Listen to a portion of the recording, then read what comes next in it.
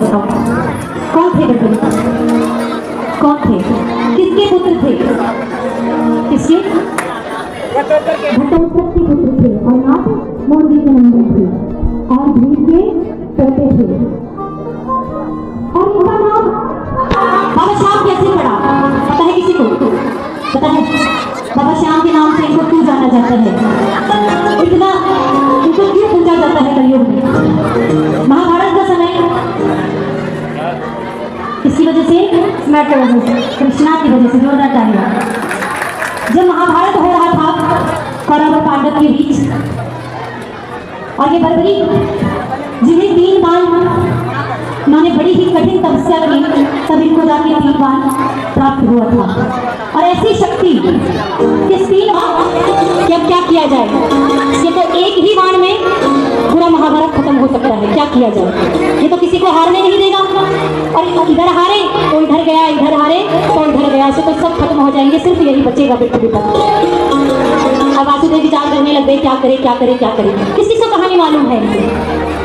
जिनको नहीं मालूम है उनके लिए सुना रही हूँ।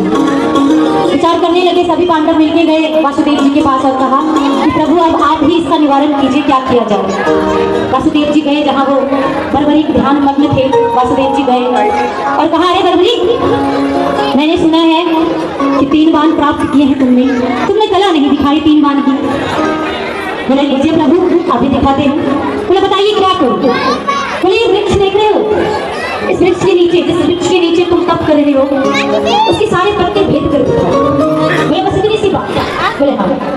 धनुष उठाया, ध्यान किया, वासुदेव ने एक पत्ता तोड़ा और अपने पाँव के नीचे रख दिया, तीर चलाया, सारे पत्ते भेद दिए, जो पैर के नीचे पत्ते थे वो भी भेद दिए। इससे क्या हुआ? शक्ति का अनुमान लग गया। कृष्ण जी भी चिंतित, क्या किया जाए, विचार करने लगे। बोले मैं कुछ मांगूंगा तो दोगे? बोला बिल्कुल, आपने मेरा मार्गदर्शन किया है, आप मेरे पहले गुरु, आप जो मांगेंगे वो आपके लिए समर्पित है। उन्होंने कहा मुझे तुम्हारा कुछ नहीं चाहिए, मुझे सिर्फ शीश का दाम चाहिए। मैंने कहा बस इतनी सी बात, क्योंकि पहले कहते थे कि प्राण जाए पर वचन ना जाए। बोला इतनी सी बात? बोले हाँ। शीश झुका दिया, बोले ले लीजिए। बोले वत्स, मैं शीश का दान लूंगा नहीं, तुम्हें दान देना पड़ेगा। 5 पांडव आए, उनमें से तलवार लेकर के उनके हाथ में दिया और उन्होंने अपना घर से शीश अलग कर दिया। लेकिन शीश अलग करने से पहले क्या कहा कि वासुदेव, इस महाभारत को देखने के लिए मैं बहुत व्याकुल था, मैं चाहता हूँ मैं अपनी आंखों से कि महाभारत देखूं। उन्होंने कहा ठीक है। उन्होंने बोला कि सबसे ऊंची पहाड़ी जहाँ महाभारत होने वाला था कुरुक्षेत्र में,